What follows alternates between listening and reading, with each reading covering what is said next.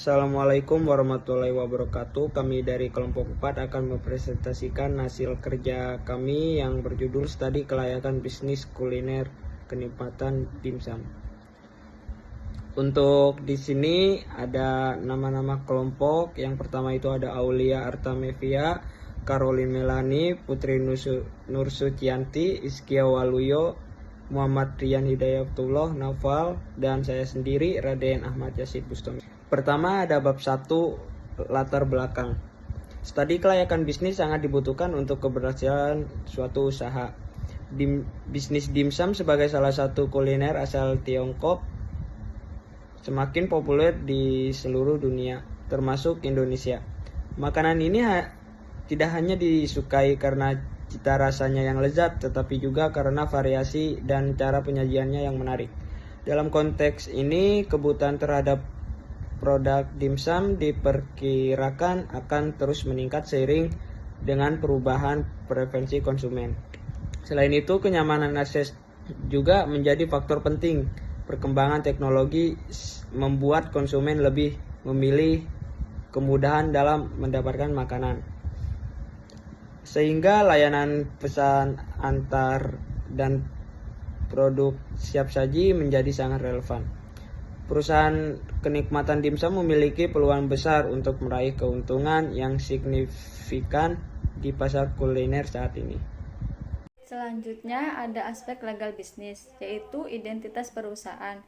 Yang pertama, nama perusahaan Kenikmatan Dimsum. Yang kedua, merek dagang Kenikmatan Dimsum. Yang ketiga, jenis usaha, di sini perdagangan. Yang keempat, kegiatan usaha, memproduksi dan memperjualbelikan makanan. Selanjutnya ada alamat, yaitu di Puserjaya, Teluk Jambe Timur, Karawang, Jawa Barat. Pemiliknya yaitu Raden. Di sini ada logo, yaitu logonya bentuk utamanya kotak, warna dasarnya warna kuning, gambar di sini ada gambar dimsum dan hurufnya dimsum. Dan selanjutnya ada nomor telepon, yaitu 0857 2215 3467.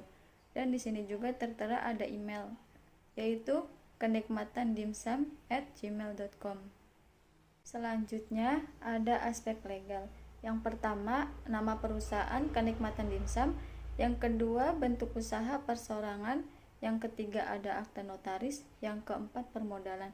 Di sini harga saham per lembarnya 100.000 dan modal dasarnya 150 juta dan sahamnya yaitu 200 lembar.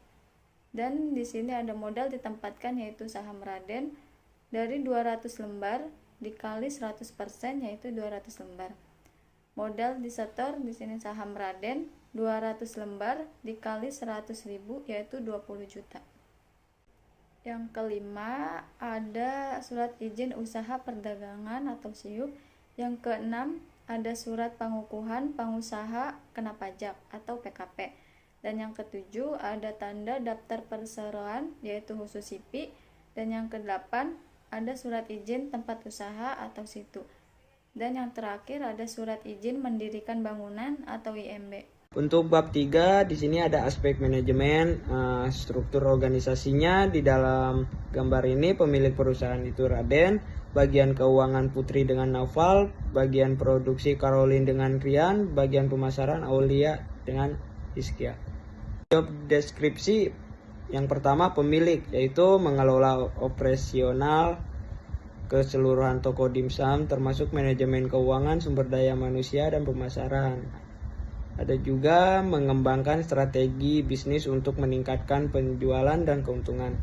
Yang kedua itu bagian keuangan, itu melakukan pencatatan transaksi keuangan secara akurat dan tepat waktu, menyusun laporan keuangan bulanan, triwulan, dan tahunan. Yang terakhir, memastikan semua transaksi keuangan mematuhi peraturan dan kebijakan perusahaan. Tiga, ada bagian produksi, melakukan proses produksi sesuai dengan standar operasional prosedur atau disebut juga SOP. Memastikan produk yang dihasilkan memenuhi standar kualitas yang telah ditentukan. Mengoperasikan dan merawat peralatan produksi dengan baik. Yang keempat ada bagian pemasaran, Itu merancang dan melaksanakan strategi pemasaran untuk meningkatkan penjualan dan brand awareness, dan mengidentifikasi target pasar dan menyusun kampanye pemasaran yang efektif, merancang dan menjalankan kegiatan promosi baik online maupun offline. Job spesifikasi yang pertama, pemilik pengalaman manajerial di industri makanan atau bisnis retail, pengetahuan tentang manajemen keuangan, pemasaran, dan operasional toko makanan. Yang kedua, ada bagian keuangan, pendidikan minimal S1 di bidang akuntansi, keuangan, atau bidang terkait, pengalaman kerja di bidang keuangan selama 1 tahun. Ketiga, bagian produksi, pendidikan minimal SMA atau SMK, diutamakan di bidang tata boga, teknologi pangan atau setara. Pengalaman di bidang produksi khususnya makanan atau minuman adalah nilai tambah. Yang keempat, bagian pemasaran, pendidikan minimal S1 di bidang pemasaran, komunikasi atau bidang terkait, menguasai pemasaran digital termasuk media sosial, SEO, dan iklan digital.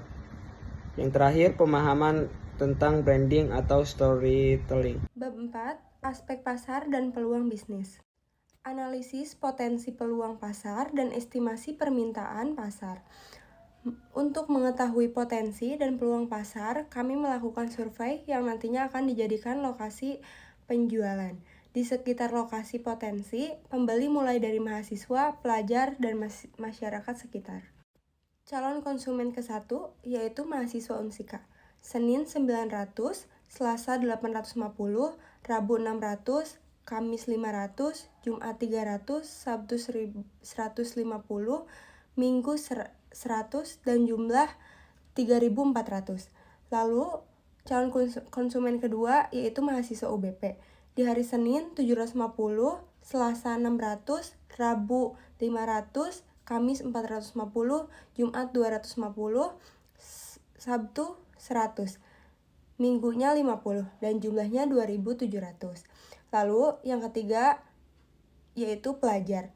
Di hari Senin ada 400, Selasa 400, Rabu 400, Kamis 400, Jumat 400, Sabtu 0, Minggu juga 0, jumlahnya 2.000.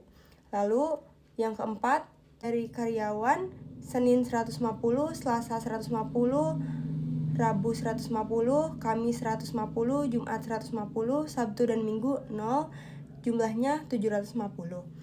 Masyarakat, Senin 100, Selasa 100, Rabu 100, Kamis 100, Jumat 100, Sabtu 100, Minggu 100, dan jumlah 700. Lalu jumlah keseluruhannya yaitu 9.550. Perkiraan calon konsumen per hari, mahasiswa Unsika 3.400 per 7 hari sama dengan 485 orang. Mahasiswa UBP 2.700 per 7 sama dengan 385. Pelajar 2.000 per 7 sama dengan 285 orang. Karyawan 750 per 7 sama dengan 107 orang. Lalu masyarakat 7.000 per 7 sama dengan 100 orang. Perkiraan potensi pasar sehari yaitu 1.362 orang. Berdasarkan di atas, maka diketahui rata-rata per hari 9.550 per 7 hari sama dengan 1.362 orang. Lalu jumlah pelanggan potensial sama dengan 50% sama dengan 50 dikali 1.362 sama dengan 681. Jumlah pesaing, 2 pesaing diperkirakan mendekati 80% calon pelanggan. Lalu pelanggan yang dilayani 50% kali 681 sama dengan 340 orang. Kelima, pelanggan yang belum terlayani 50% dikali 681 sama dengan 340 orang. Perkiraan jumlah pelanggan yang sisa dapat dilayani sekitar 80%, maka 80% dikali 340 sama dengan 272 orang per hari. Jadi, calon pelanggan saat ini kisaran 272 orang. Jika setiap calon pelanggan membeli dimsum 20.000 per hari, maka peluang pendapatan Ibu per hari dikali 272 sama dengan 5.440 per hari. Analisis segmen pasar yang akan dipilih. Dalam segmentasi yang akan dipilih mahasiswa dan pelajar karena lokasinya berkaitan dengan sekolah dan kampus. Calon konsumen nomor 1 yaitu mahasiswa Unsika, Senin 900, Selasa 850, Rabu 600, Kamis 500, Jumat 300, Sabtu 150, Minggu 100, jumlahnya 3.400.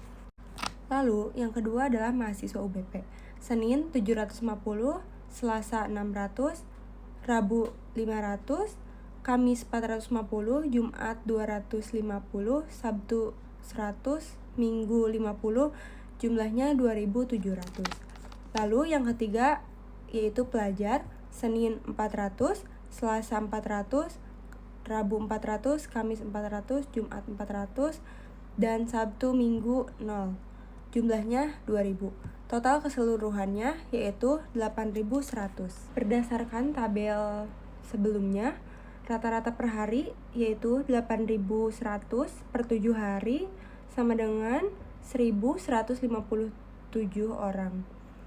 Lalu jumlah pelanggan potensial 50% sama dengan 50% dikali 1.157 yaitu 578 orang. Lalu jumlah pesaing, 2 pesaing diperkirakan mendekati 80% calon pelanggan. Keempat, pelanggan yang sudah dilayani 50% dikali 578 yaitu 289 orang. Lalu pelanggan yang belum terlayani 50% kali 578 yaitu 289. Perkiraan jumlah pelanggan sisa yang dapat dilayani sekitar 80%, maka 80% dikali 289 sama dengan 231 orang per hari.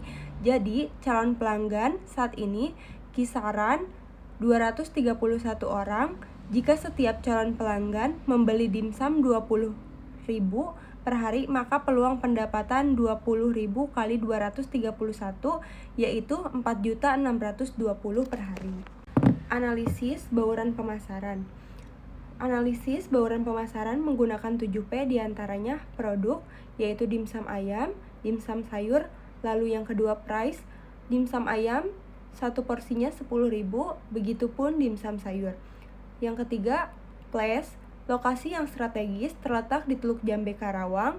Lokasi ini berdekatan dengan dua lokasi universitas yang ada di Kabupaten Karawang, yaitu Universitas Singapura Bangsa Karawang dan Universitas Buana Perjuangan Karawang, serta adanya sekolah menengah akhir yaitu SMAN 1 Teluk Jambe. Keempat, promotion. Promosi dilakukan dengan media sosial agar masyarakat mengetahui adanya perusahaan kami serta mampu mengakses informasi yang kami suguhkan di media sosial. Selain itu, kami juga menggunakan spanduk atau banner sehingga orang yang berlalu lalang mengetahui adanya perusahaan kami. 5. People. Kenikmatan dimsum memiliki karyawan yang ramah terhadap pelanggan, menjaga attitude, serta memiliki tutur kata yang baik. Dalam memperoleh karyawan yang memiliki standar bagus, kami juga melakukan perekrutan karyawan agar memiliki karyawan yang berkualitas lebih terhadap seleksi dan training. Lalu yang keenam, physical evidence. Kenikmatan dimsum memiliki area yang luas dan nyaman, lengkap dengan berbagai fasilitas untuk kenyamanan pelanggan, tersedia meja yang tertata rapi untuk kenyamanan bersantap, toilet yang bersih, serta area parkir yang luas agar memudahkan pelanggan yang datang dengan kendaraan. Dan ketujuh, proses. Proses pelayanan yang kami lakukan berjalan dengan baik mulai dari pemesanan hingga pembayaran. Pelanggan bisa makan di tempat ataupun take away. Analisis pemasaran di masa depan. 1. Melakukan inovasi dan kualitas produk. 2. Mengembangkan bisnis agar lebih maju lagi. 3. Membuka cabang baru di tiap kota. Lalu pemanfaatan teknologi dalam pemasaran. 1. Sosial media engagement, optimalkan Instagram, TikTok, dan Facebook dengan konten visual seperti video pembuatan dimsum, menu spesial, dan ulasan pelanggan. Kolaborasi dengan influencer kuliner yang memperluas jangkauan. Kedua, marketplace dan aplikasi pesan antar. Daftar di aplikasi seperti GoFood, GrabFood, atau buat aplikasi sendiri dengan fitur loyalty program untuk meningkatkan pemesanan dan memberikan penawaran eksklusif bagi pelanggan setia. Lalu ketiga, website atau SEO. Buat website menarik dengan informasi lengkap tentang menu dan pemesanan online. Optimalkan SEO agar mudah ditemukan dalam pencarian seperti dimsum terdekat. Kesimpulan analisis potensi, peluang, dan permintaan pasar. Kenikmatan dimsum memiliki peluang besar untuk menarik pelanggan, terutama dari segmen mahasiswa dan pelajar di Teluk Jambe. Karawang dengan estimasi pelanggan harian sekitar 1.362 orang dan potensi pendapatan hingga 5.440 per hari. Fokus pada segmentasi ini diperkirakan ada 231 pelanggan yang dapat dilayani dengan pendapatan sekitar 4.620 per hari. Strategi bauran pemasaran 7P, produk, harga, lokasi, promosi, orang, bukti fisik, dan proses menjadi landasan kuat untuk menarik dan memuaskan pelanggan. Kedepan, perusahaan akan berinovasi dalam produk, meningkatkan kualitas, serta membuka cabang baru pemanfaatan teknologi pemasaran, termasuk media sosial, aplikasi pemesanan, SEO, serta AR dan VR akan memperkuat daya saing dan mendukung pertumbuhan perusahaan. Selanjutnya ada bab 5, yaitu aspek sosial dan ekonomi. Dimsum adalah salah satu kuliner yang sangat populer, terutama dalam budaya Tionghoa, yang menawarkan berbagai hidangan kecil yang mengubah selera. Keberagaman menu dimsum memberikan pilihan yang luas bagi para penikmatnya. Teknik memasak yang digunakan seperti mengukus dan menggoreng, tidak hanya menjaga kelembutan dan rasa bahan, tetapi juga menciptakan tekstur yang menarik. Penyajian dimsum dalam keranjang bambu menambah daya tarik visual dan memberikan nuansa tradisional. Selain itu, dimsum sering dinikmati dalam suasana sosial, menjadikannya lebih dari sekedar makanan, tetapi juga pengalaman berbagi yang menyenangkan. Dengan banyaknya pilihan yang sehat dan lezat, dimsum menjadi favorit di berbagai kalangan, baik untuk acara santai maupun perayaan khusus. Selanjutnya, ada dukungan umum pembangunan. Pembangunan kenikmatan dimsum di Indonesia telah mendapatkan dukungan yang signifikan dari berbagai aspek, termasuk budaya, ekonomi, dan pariwisata. Dimsum yang merupakan bagian integral dari masakan Tionghoa telah menjadi salah satu pilihan kuliner yang populer di kalangan masyarakat Indonesia. Dukungan ini terlihat dari banyaknya restoran dan kafe yang menyajikan dimsum. Banyak yang tradisional maupun modern yang tidak hanya menarik perhatian masyarakat lokal tetapi juga wisatawan. Selain itu, festival kuliner yang menampilkan dimsum sering diadakan, memperkenalkan keanekaragaman rasa dan teknik memasak kepada publik. Dari segi ekonomi, industri dimsum berkontribusi pada penciptaan lapangan kerja dan pengembangan usaha kecil dan menengah, terutama bagi para pengusaha kuliner. Selanjutnya, dukungan pertumbuhan ekonomi negara dan masyarakat. Dimsum tidak hanya merupakan hidangan yang nikmat, tetapi juga mencerminkan berbagai aspek sosial dan ekonomi dalam masyarakat. Secara sosial, dimsum sering dinikmati dalam konteks pertemuan keluarga dan teman, menjadi simbol kebersamaan dan tradisi berbagi. Momen menyantap dimsum yang sering diiringi dengan teh menciptakan suasana intim dan hangat. Dari segi ekonomi, industri dimsum telah berkembang pesat, menciptakan lapangan kerja di sektor kuliner dan pariwisata. Restoran dimsum, baik yang tradisional maupun modern, menarik perhatian wisatawan dan produk lokal, sehingga memberikan kontribusi signifikan terhadap pendapat daerah. Selain itu, bahan-bahan yang digunakan dalam pembuatan dimsum seringkali berasal dari petani lokal, yang berkontribusi pada perekonomian setempat. Dengan demikian, dimsum tidak hanya memuaskan selera, tetapi juga berperan penting dalam memperkuat hubungan sosial dan mendukung pertumbuhan ekonomi. Selanjutnya ada dukungan pendapatan masyarakat. Dukungan pendapatan masyarakat terhadap kenikmatan dimsum di Indonesia semakin meningkat seiring dengan berkembangnya industri kuliner. Dimsum yang merupakan makanan khas Tionghoa telah menjadi salah satu pilihan favorit di kalangan masyarakat Indonesia, terutama di kalangan generasi muda. Keberadaan berbagai restoran dan kafe yang menyajikan dimsum memberikan peluang bagi masyarakat untuk menikmati hidangan ini dalam suasana yang nyaman dan menarik. Selain itu, pertumbuhan bisnis dimsum juga berkontribusi pada peningkatan pendapatan masyarakat, baik bagi pengusaha kuliner maupun para pekerja di sektor ini. Dengan banyaknya inovasi dalam penyajian dan rasa, dimsum tidak hanya menarik perhatian lokal tetapi juga wisatawan, sehingga meningkatkan potensi pendapatan dari sektor pariwisata kuliner. Selanjutnya ada dukungan kehidupan sosial, budaya, agama, dan adat istiadat setempat. Dukungan kehidupan sosial, budaya, agama, dan adat istiadat setempat terhadap kenikmatan dimsum di Indonesia sangat signifikan.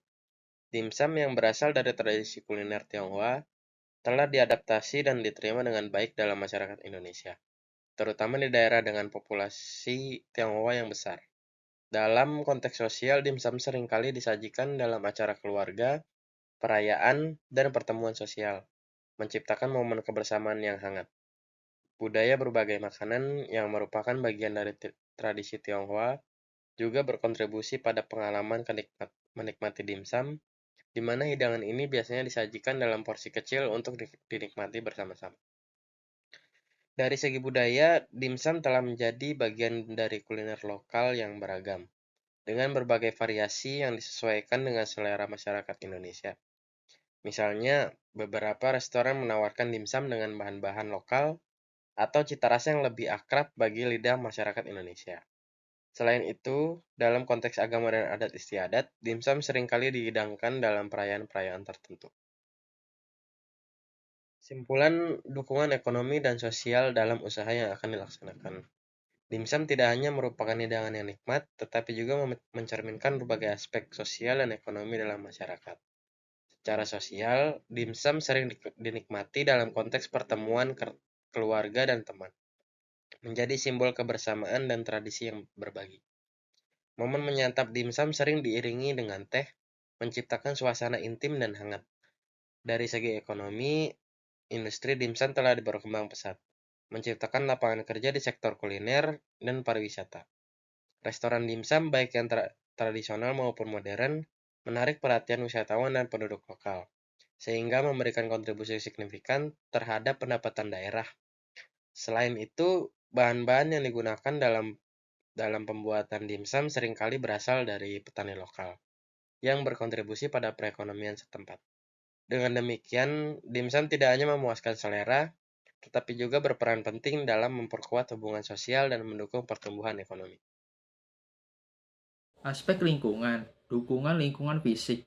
1. Letak dan kondisi geografis. Luas wilayah Kabupaten Karawang sebesar 1.753,27 km persegi atau 175,327 hektar. Luas tersebut merupakan 4,72% dan luas dari luas Provinsi Jawa Barat sebesar 37.116,54 km persegi dan memiliki laut seluas 4 mil kali 84,23 km persegi dengan batas-batas wilayah sebagai berikut.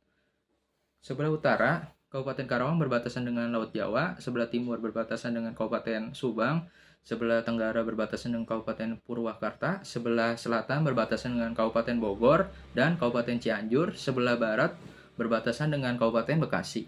Secara administrasi, Kabupaten Karawang terbagi atas 30 kecamatan dan 12 kelurahan. Secara rinci, luas masing-masing kecamatan sebagaimana dijelaskan pada tabel berikut ini. Dalam konteks pembangunan, Kabupaten Karawang juga menjadi bagian dari proyek-proyek strategis nasional, termasuk rencana pembangunan Bandara Internasional Karawang, stasiun transit kereta api cepat, serta infrastruktur utama lainnya seperti jalan tol Cikampek 2, Jati Asih Sadang, Purwakarta, Pelabuhan Penampung Cilamaya, dan pembangkit listrik tenaga gas dan uap. Transformasi tata ruang juga akan terjadi dengan revisi peraturan daerah RT/RW 2011 sampai 2031. Diupayakan agar selaras dengan kebijakan pemerintah pusat dan provinsi. Proyek-proyek ini diharapkan menjadi motor penggerak pembangunan, memperkuat daya saing ekonomi lokal melalui peningkatan infrastruktur dan aksesibilitas dengan lokasi yang strategis dan berbagai proyek nasional yang melintasi wilayahnya. Karawang memiliki potensi untuk menjadi pusat mobilitas penting, memperlancar pergerakan orang dan barang, serta memperkuat konektivitas yang mendukung aktivitas masyarakat dan sektor ekonomi lokal. 2. Topografi. Topografi Kabupaten Karawang didominasi oleh dataran rendah dengan ketinggian sekitar 25 meter di atas permukaan laut yang terletak di bagian utara. Wilayah ini meliputi kecamatan seperti Pakis Jaya, Batu Jaya, Tirta Jaya, Pedes, Rengas Dengklok, Kutawaluya, Tempuran, Cilamaya, Rawamerta, Telaga Sari, Lemah Abang, Jatisari, Klari, Karawang, Tirta Mulya, sebagian Teluk Jambe, Jayakerta, Majalaya, serta sebagian wilayah Cikampek dan Ciampel. Sementara itu, daerah di selatan Kabupaten Karawang memiliki topografi yang lebih bervariasi. Terdiri dari perbukitan dan medan bergelombang dengan ketinggian yang mencapai 25 hingga 1.200 meter di atas permukaan laut. Beberapa perbukitan utama meliputi Gunung Pamoyanan, Dinding Sari, Glosur, Jayanti, Gondongan, Rungking, Gadungan, Kuta, Tonjong, Sereh, Sinalonggong, Lanjung, dan Gunung Sanggabuana. 3. Geologi. Secara morfologis, Kabupaten Karawang sebagian besar terdiri dari dataran rendah yang dilintasi oleh aliran Sungai Citarum. Daerah ini mencakup satuan endapan sungai muda, satuan endapan daratan banjir, serta satuan batu pasir konglomeratan dan batu lanau. Batuan penyusun di kawasan ini meliputi batu pasir, andesit, tufa, dan aluvial. Endapan aluvial di daerah tersebut berumur Horosen yang terbentuk dari pelapukan batuan penyusun di sekitar Karawang. Andesit di wilayah ini merupakan batuan beku dengan struktur padat, mengandung mineral seperti kuarsa, plagioclase, hornblende, biotit, dan pyroxene. Sementara itu, batuan tufa adalah batuan sedimen bertekstur klasik, halus dengan komposisi mineral feldspar dan kaca vulkanik. 4. Hidrologi. Kabupaten Karawang dialiri oleh sungai-sungai yang mengalir ke utara, termasuk Sungai Citarum yang berfungsi sebagai pemisah alami antara Kabupaten Karawang dan Kabupaten Bekasi. Di sisi lain, Sungai Cilamaya menjadi batas wilayah antara Kabupaten Karawang dan Kabupaten Subang. Selain aliran sungai, terdapat 3 saluran irigasi besar, yaitu saluran induk Tarum Utara, saluran induk Tarum Tengah, dan saluran induk Tarum Barat. Saluran ini dimanfaatkan untuk irigasi sawah, tambak, serta sebagai sumber tenaga untuk pembangkit listrik. 5. Klimatologi. Kabupaten Karawang mempunyai iklim tropis dengan pola musim yang mirip dengan wilayah pantai utara Jawa pada umumnya, yakni terdiri dari musim kemarau dan musim hujan. Rata-rata suhu, kelembapan, kecepatan angin, dan tekanan udara selama tahun 2022 dapat dilihat pada tabel berikut ini. Suhu rata-rata berkisar antara 22,7 derajat Celcius hingga 24,3 derajat Celcius, dengan suhu tertinggi tercatat pada bulan Januari dan suhu terendah pada bulan Februari. Kelembapan rata-rata di Kabupaten Karawang berada dalam rentang 71% hingga 83%. Kecepatan angin rata-rata mencapai puncak pada bulan Januari, yaitu 1,9 meter per detik. Sedangkan kecepatan terendah tercatat sebesar 0,9 menit per tercatat sebesar 0,9 menit per detik pada bulan April, Juni, dan Oktober. Tekanan udara rata-rata di wilayah ini berkisar antara 922,0 MBAR hingga 922,8 MBAR. Dukungan lingkungan makhluk hidup. Lingkungan hidup adalah kesatuan ruang dengan semua benda, daya, keadaan, dan makhluk hidup, termasuk manusia dan perilakunya, yang mempengaruhi alam itu sendiri, kelangsungan kehidupan dan kesejahteraan manusia serta makhluk lain.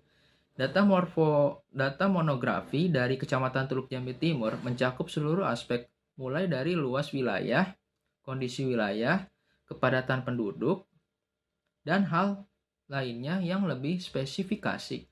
Kecamatan Teluk Jambe Timur merupakan kecamatan yang berada di Kabupaten Karawang, Jawa Barat. Kecamatan Teluk Jambe Timur berbatasan langsung dengan Kecamatan Karawang Barat. Kecamatan Teluk Jambe Timur merupakan daerah dataran rendah dengan ketinggian 25-30 meter di atas permukaan laut. Bentang alam wilayah Kecamatan Teluk Jambe Timur sebagian besar merupakan area dataran yang terdiri atas daerah pertanian. Jumlah keseluruhan penduduk yang menempati Kecamatan Teluk Jambe Timur sebesar 141,831 jiwa. Berdasarkan jenis kelaminnya, jumlah penduduk laki-laki sebesar 71,574 jiwa. Dan jumlah penduduk perempuan 72,257 jiwa. Tingkat kepadatan penduduk di Kecamatan Teluk Jambe Timur yaitu 5,95 jiwa per kilometer persegi. Secara rinci, jumlah penduduk Kecamatan Teluk Jambe Timur terdapat pada tabel berikut ini. Simpulan dukungan lingkungan. Kabupaten Karawang merupakan kabupaten strategis yang berada di tengah-tengah Pulau Jawa, yang terletak antara garis 107 derajat 02 strip 107 derajat 40 bujur timur dan 5 derajat 56 strip 6 derajat 34 lintang selatan.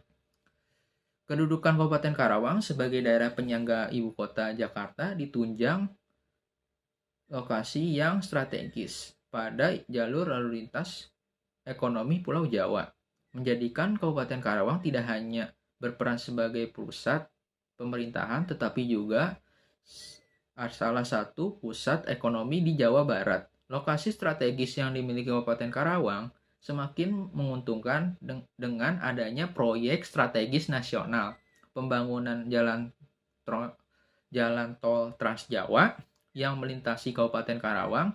Hal ini menjadikan Kabupaten Karawang berpotensi menjadi salah satu kota transit yang mendorong peningkatan mobilitas orang maupun barang di dalam Kabupaten Karawang. Mobilitas berkaitan erat dengan akses dan konektivitas.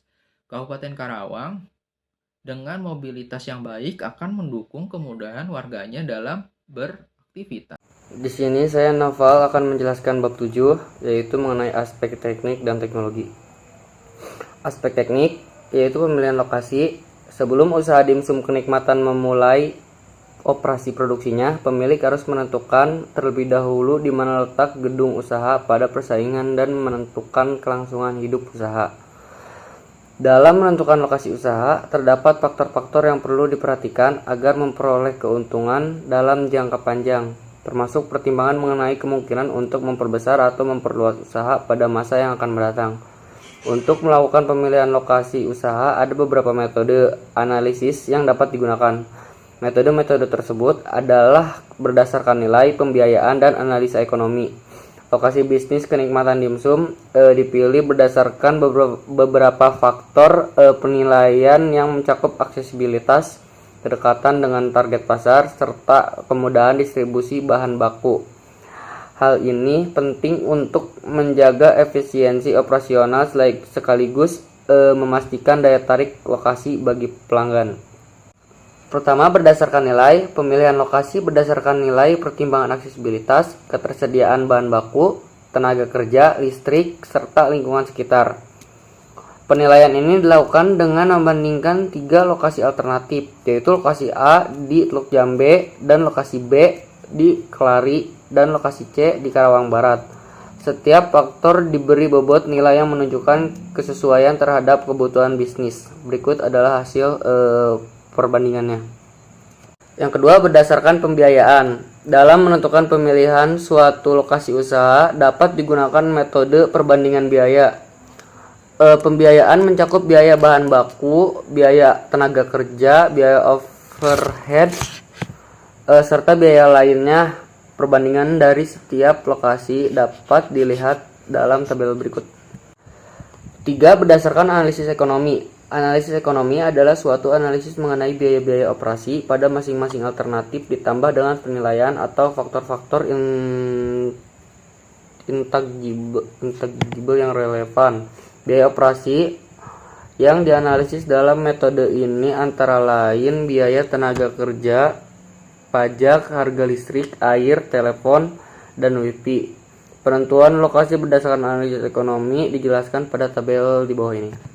Selanjutnya yaitu tata letak. Tata letak bisnis kenikmatan dimsum dirancang untuk memastikan kelancaran alur kerja, efisiensi ruang, serta kenyamanan pelanggan. Area utama bisnis dibagi menjadi beberapa zona, yaitu area persiapan, area memasak, area penyajian, area makan, serta area kasir dan administrasi. Setiap zona ditempatkan dengan tujuan mempermudah perpindahan bahan baku, meminimalisir waktu tunggu, serta menjaga kenyamanan pelanggan saat berkunjung. Berikut adalah penempatan tata letak area tersebut. Sarana dan prasarana. Prasarana yaitu di bawah ini adalah prasarana awal yang dimiliki kenikmatan dimsum. Mulai dari tanah yaitu 60 meter persegi kali 500.000, yaitu hasilnya 30 juta. Sarana di bawah ini adalah sarana kenikmatan dimsum. Mulai dari gedung yaitu 20 juta dan penyusutan 7 juta. Ada peralatan dan perlengkapan yang dibutuhkan yaitu seperti tabel di bawah ini. Ada beberapa bahan baku pembuatan produk kami yaitu dimsum. Dan selanjutnya ada manajemen proyek. Ada sejumlah proyek usaha yang akan dilaksanakan oleh kenikmatan dimsum. Pada bagian ini akan dijelaskan secara rinci proses usaha yang akan berlaku. Pihak eksternal yang terlibat dalam proses usaha di kenikmatan dimsum yaitu 1. Pelanggan atau customer. Pelanggan kenikmatan dimsum akan datang untuk membeli produk dan mendapatkan pelayanan. Dan yang kedua, pemasok atau supplier, perusahaan atau individu yang menyediakan bahan, peralatan, dan barang-barang untuk diolah atau dipakai di kenikmatan dimsum. Ada SDM yang dibutuhkan untuk produk kami yaitu dimsum seperti tabel di bawah ini. Aspek teknologi, mesin atau perlengkapan teknologi. Peralatan teknologi di sini ada 3 yaitu mesin kasir, printer struk, dan alat pembayaran digital. Jumlahnya di sini 1 unit semua. Dan yang pertama mesin kasir itu di harga 3 juta, printer di harga 2.300.000, dan alat pembayaran digital 2.750.000. Totalnya di sini 8.050.000. Teknologi yang akan digunakan. Sistem teknologi digunakan untuk mencatat transaksi harian, manajemen stok, serta analisis penjualan. Sistem ini terintegrasi dengan perangkat kasir dan pembayaran. Sistem teknologinya yaitu ada point of sale, POS, dan manajemen stok. Deskripsi untuk yang pertama, untuk yang POS mencatat transaksi penjualan, stok bahan baku, serta laporan harian dan bulanan.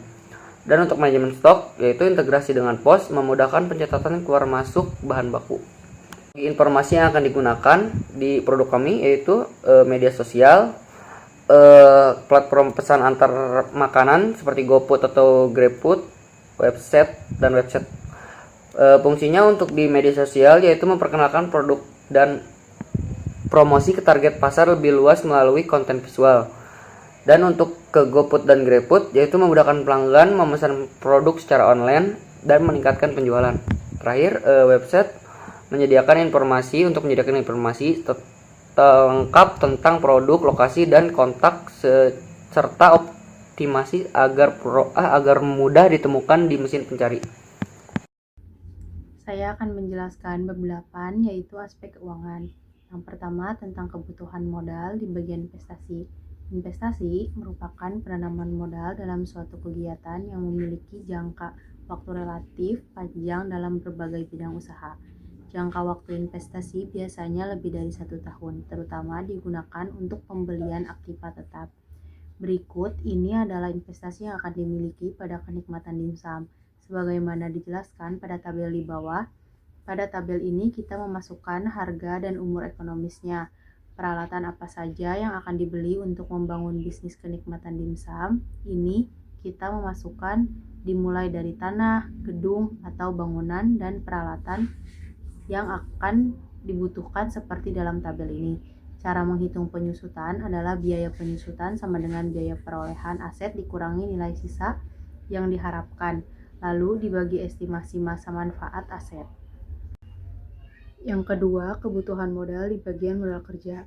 Modal kerja adalah jumlah dana yang digunakan selama periode akuntansi yang dimaksudkan untuk menghasilkan pendapatan jangka pendek saja, yaitu berupa kas, persediaan barang, piutang, sebagaimana dijelaskan pada tabel di bawah ini mengenai modal kerja yang dibutuhkan oleh kenikmatan dimsum. Pada tabel modal kerja dicantumkan harga dan bahan-bahan yang akan digunakan saat membuat dimsum untuk perusahaan kenikmatan dimsum. Contoh bahan-bahannya seperti daging ayam, tepung, terigu, kulit dimsum, dan masih banyak lagi seperti yang tertera pada tabel. Selanjutnya adalah modal usaha yang dibutuhkan oleh kenikmatan dimsum. Yang pertama biaya prainvestasi dan yang kedua biaya investasi. Yang ketiga ada biaya operasional. Setelah semuanya sudah diketahui, lalu tinggal kita jumlahkan semuanya dari mulai biaya prainvestasi, biaya investasi, dan biaya operasional, agar kita bisa mengetahui berapa modal sendiri yang akan dikeluarkan untuk membangun bisnis kenikmatan dimsum ini. Cash flow, cost of capital, penyusutan sama dengan investasi dibagi umur ekonomis. Di sini kita investasi sebesar 150 juta lalu dibagi umur ekonomis 5 tahun.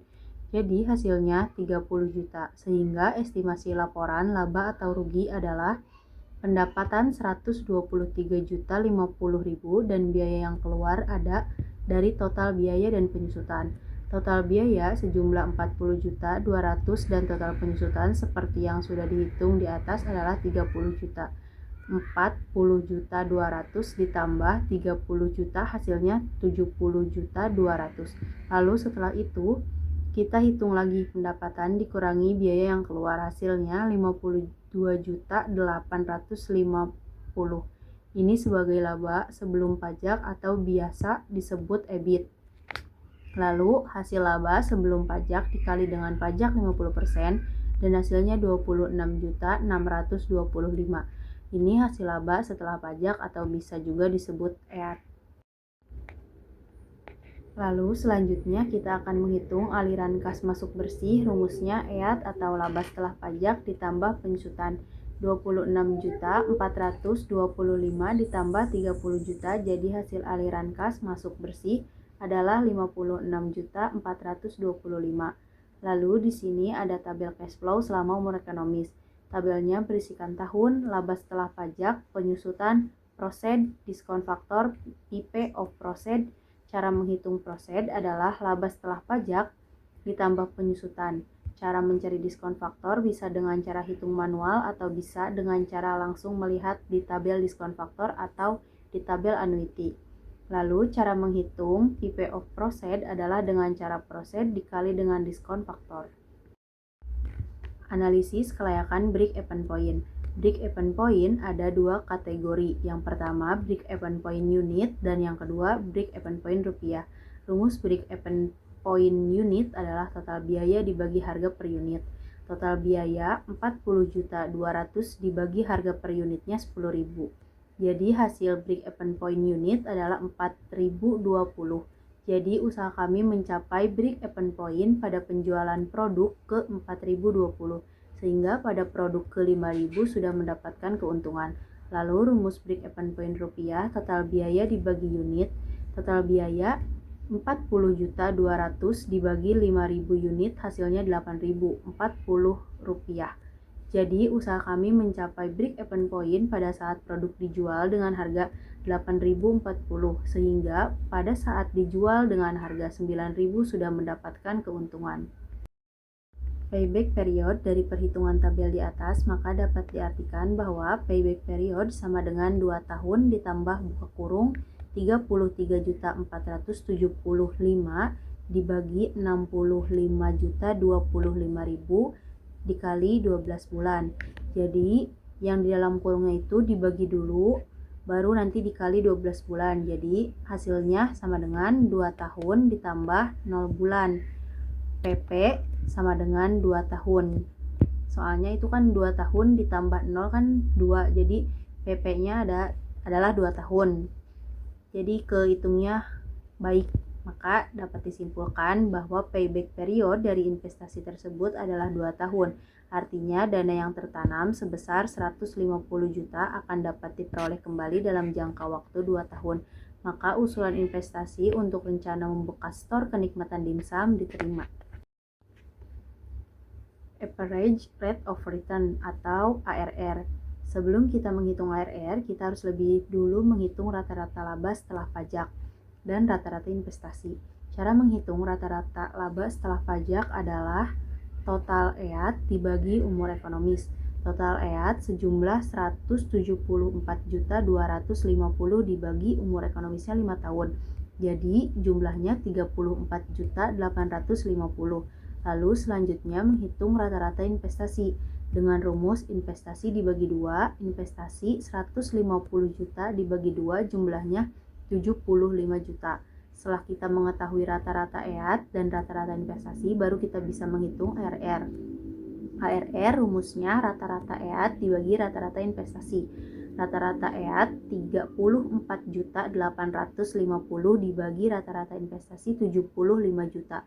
Jadi hasil ARR adalah 0,46%. Net Present Value atau NPV. Pada tabel NPV berisikan tahun, prosen, diskon faktor, dan PV of prosen. 4 kategori ini tidak usah dihitung lagi karena sudah ada di tabel cash flow selama umur ekonomisnya. Kita hanya perlu menghitung PV of prosen dikurangi PV of outlays. PV of outlays itu sama dengan uang modal dasar atau investasi yang nantinya akan dikeluarkan untuk membangun bisnis kenikmatan dimsum. Jumlah PV of prosen 674.755.533 dikurangi jumlah PV of outlays 150 juta. Jadi hasil NPV-nya 524.755.533. NPV yang dihasilkan positif sehingga investasi akan menguntungkan sebesar 524.755.533. Internal Rate of Return atau bisa disebut IRR. Seperti gambar yang ada di atas ini, pada tabelnya hanya berisikan tahun dan prosen. Lalu kita menghitung rata-rata prosen dengan cara total prosen 324.250 dibagi 5. Hasilnya 64.850. Lalu menghitung perkiraan besarnya PP dengan cara modal sendiri atau investasi 150 juta dibagi rata-rata prosen 64.850. Hasilnya 2,313. Dalam tabel diskon faktor tahun kelima diketahui yang terdekat dengan angka 2313 adalah 2,3021 yaitu 33%. Secara subjektif, tiap diskon dikurangi 2% menjadi 31%, sehingga NPV-nya dapat dilihat dalam tabel berikut. Pada bagian ini, kita diskon faktornya menggunakan diskon faktor 33%, lalu perhitungannya yang di tabel dihitung seperti yang sudah saya beritahu di bagian tabel cash flow selama umur ekonomis. Untuk mencari nilai NPV-nya positif atau tidak dengan cara menjumlah total PV of prosen dikurangi modal dasar atau investasi. Jadi nilai NPV positif dengan menggunakan diskon faktor 33% hasilnya 413.502.277. Dan nilai NPV positif dengan menggunakan diskon faktor 35% hasilnya 381.065.314. Ini adalah gabungan dari perhitungan NPV dengan diskon faktor 31% dan perhitungan NPV dengan diskon faktor 35%. Interpolasi 31%, 563.500.2.277 dikurangi inisial investment 35%, 531.065.314 hasilnya 32.436.963. Lalu perhitungan selanjutnya interpolasi 31%, 563.502.277 dikurangi inisial investment 35%, 150 juta hasilnya 413.502.277. Seperti perhitungan IRR yang sudah dijabarkan di sini, jadi hasil IRR-nya adalah 31,519%. Dibulatkan menjadi 31,6%. Dari hitungan ini, maka batas maksimal tingkat bunga yang bisa digunakan untuk investasi tersebut adalah 31,6%. Probabilitas indeks atau bisa disebut juga PI. Hasil perhitungan yang sudah tertera di PowerPoint ini menunjukkan bahwa kas masuk lebih besar dibandingkan dengan kas keluar. PI lebih besar dari 1, maka rencana untuk membuka kenikmatan dimsum diterima. Simpulan hasil kajian finansial dari tabel ini kita dapat simpulkan bahwa rencana untuk membuka usaha kenikmatan dimsum layak karena dari keseluruhan perhitungan kelayakan proyek semuanya baik. Kesimpulan dari laporan studi kelayakan bisnis ini adalah yang pertama, aspek hukum tidak bertentangan dengan hukum yang berlaku di Indonesia dan sudah lengkap.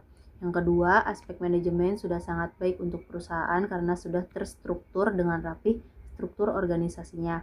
Yang ketiga, peluang pasar sangat baik dan masa depan perusahaan diperkirakan akan terus diminati konsumen. Yang keempat, aspek sosial dan ekonomi mendukung berkembangnya perusahaan. Yang kelima, aspek lingkungan sangat baik untuk perkembangan perusahaan. Yang keenam, aspek teknis sudah lengkap untuk beroperasinya perusahaan. Dan yang terakhir, aspek finansial sangat baik dan menguntungkan dalam jangka panjang. Sekian dari kelompok kami, kurang lebihnya mohon maaf. Wassalamualaikum warahmatullahi wabarakatuh.